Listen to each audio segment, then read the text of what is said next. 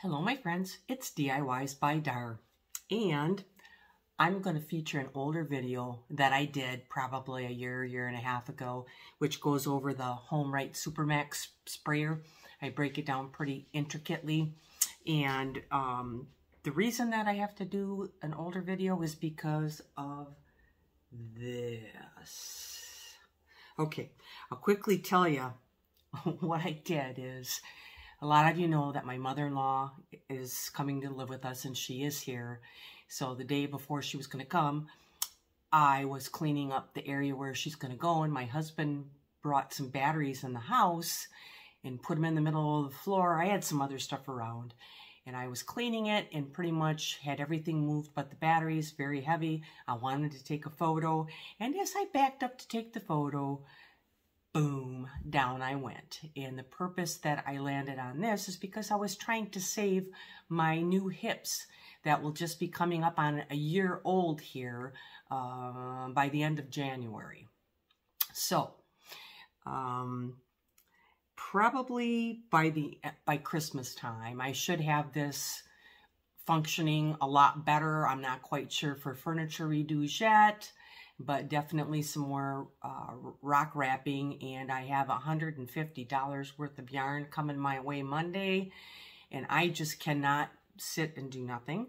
So I'm going to make a blanket for my son who wanted one for Christmas, and maybe I can get that done for Christmas. I'll try to do a quick tutorial on that.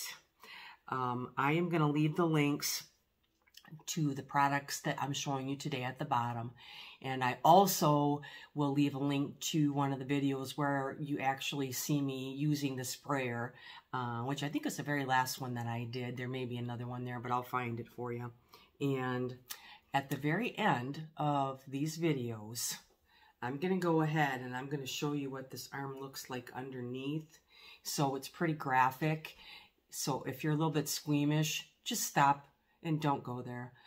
If you're interested to see what it looks like, I've got a pin sticking out of the top, and I've got about 13 stitches coming down the bottom, and there's metal hardware on the inside, which I'm not sure if we're going to leave in there yet or not. So, diys-by-dar is not done.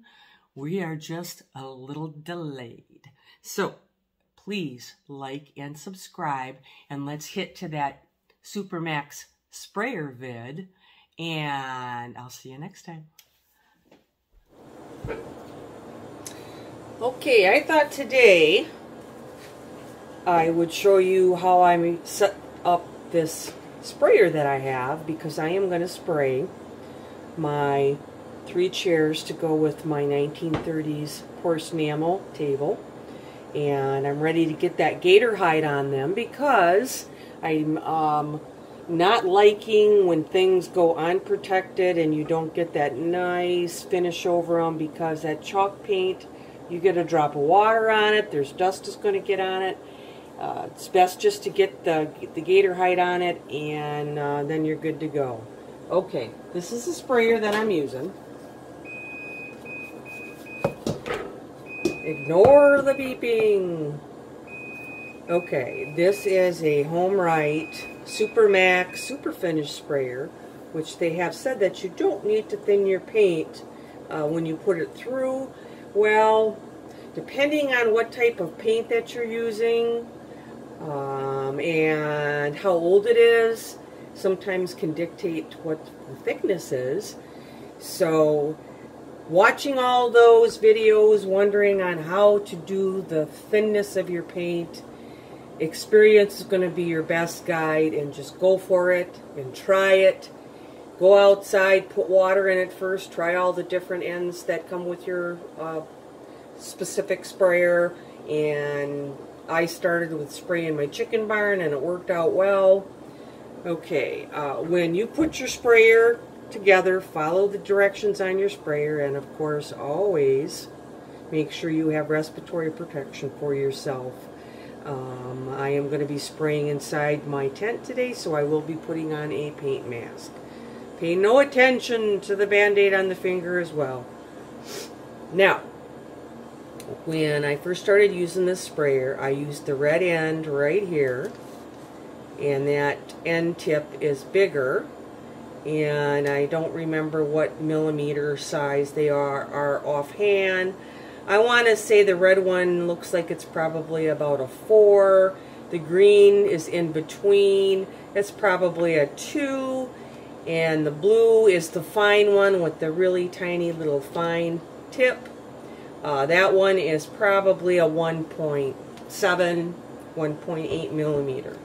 So when I am going to start getting this gun ready, I'm going to put that blue point on, and there is a little wrench that comes with this, but I just tighten it enough with my finger. And then the blue tip, which you could see mine is pretty worn already, and I've not really sprayed a whole lot with it.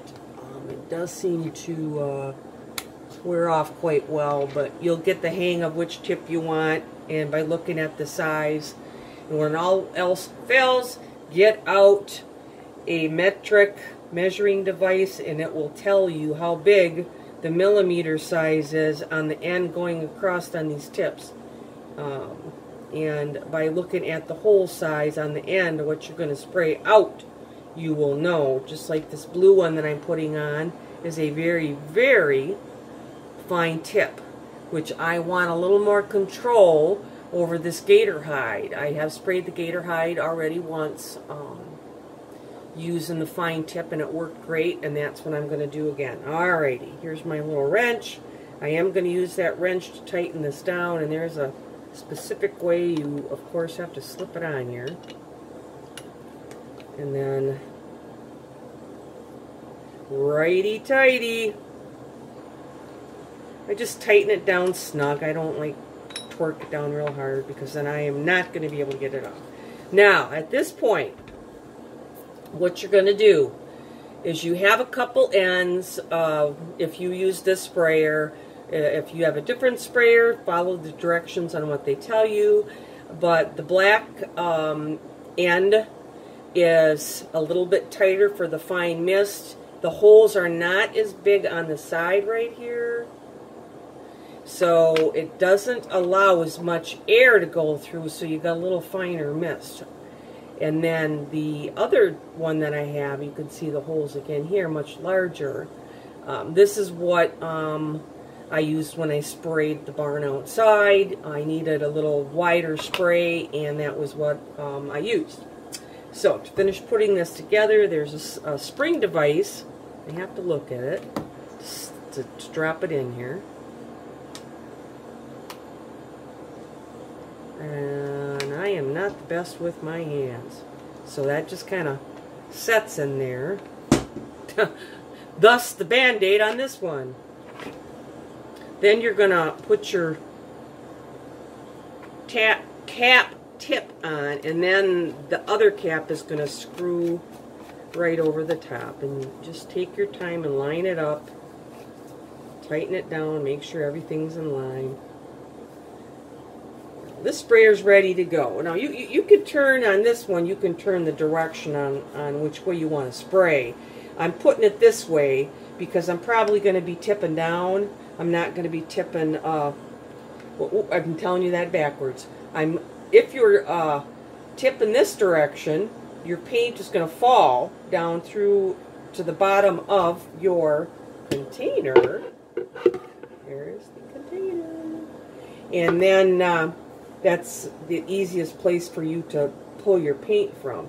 If you're painting up in this direction, like when I was out painting the barn or underneath the eaves, I just turn it that direction, so then when you got your container tipped, then the paint's going to fall to the back, and then it's going to be a lot easier for you to draw that paint. Thus, I can see some of the painting devices that feed from the top, and you just put the paint in the top, then you don't have to worry about too much what direction that you have the sprayer. But since this is my first sprayer, I am going to go with what I got until I wear it out. So at this point, we're all ready to go with the sprayer. And we are going to mix up and strain our gator hide. But let's talk about spraying these chairs. Okay, I am going to put that Dixie Belle brand paint gator hide. I love it. It works fantastic. I am going to put it through this mesh strainer just to get any clumps or anything out that might be in there. This is an open container, so sometimes when you open containers you can have chunks that fall in, dirt, debris that gets in there. So I am going to spray it. I have shaken this up quite well, and you can see it's got kind of a milky appearance to it, but when it dries clear. And what they're telling me is if you apply 3 coats, you are going to make your item waterproof. So that is my game, and that's what I want to play here, and I want my stuff to be waterproof. So I'm going to take out one of the strainers, and these are medium mesh, and you can see it's just a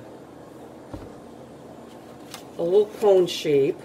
And what I'm going to do is on the end, I am just going to wet it, because I just think when you wet it with a little bit of water,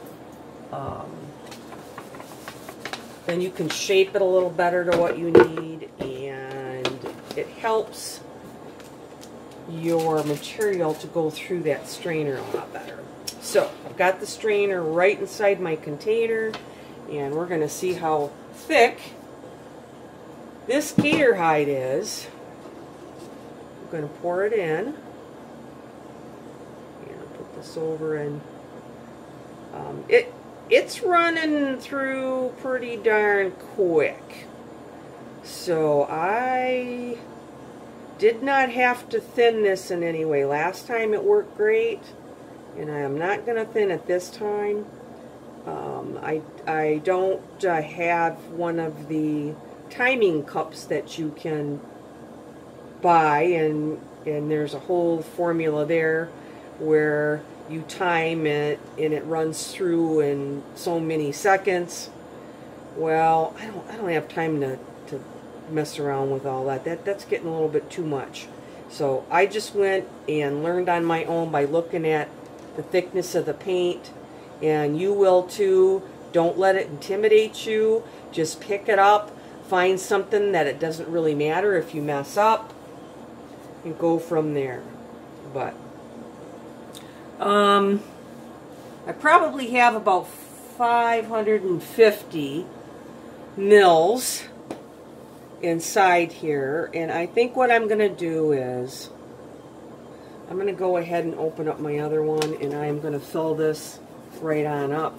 These chairs are my chairs, pretty important. I want them to be flawless, so I'm going to go ahead and open up my other container, Dixie Belle gator hide, that's brand new, and I am going to fill up my painting container here. Because once you use one of these strainers,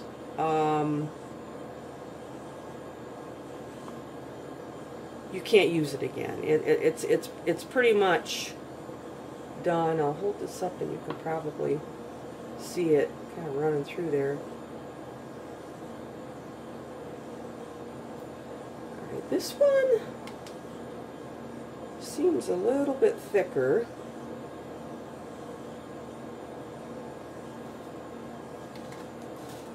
So I'll have to check that. Shake this up a little bit more.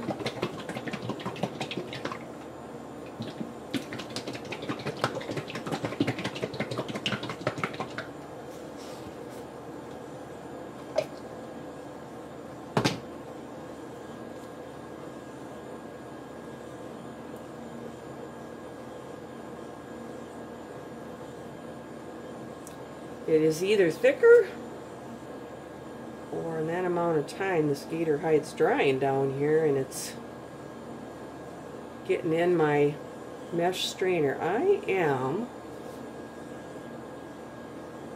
not quite to the top, almost, does have a mark on here where at that point it's full. So I think I'm going to stop at this point. And I will wipe off the top of my gator hide container to keep one of my containers here good, because I'm sure I probably will have leftover. Alright, so we're pretty full. I'm going to go ahead and just kind of squeeze that out a little bit, and that, like I said, is going to be done. Wipe this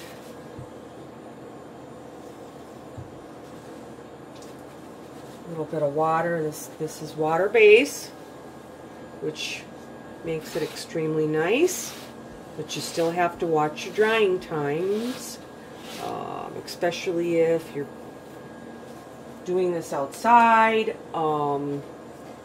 Summertime, you've got to look at your weather conditions, the humidity.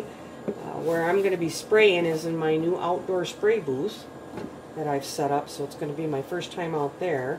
I do have a heater going in there. I am in Michigan, northern Michigan, northwest Michigan, pretty close to Lake Michigan. I'm probably about 6 miles away. So I have cleaned my container, but from shaking it,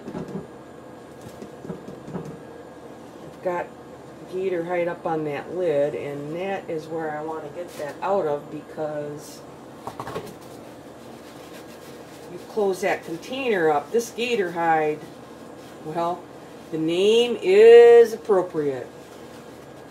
It is the hide of a gator. Perfect, perfect, perfect description. Alright, we are ready to grab the top of that sprayer. If I can see where I set it down, you simply take the end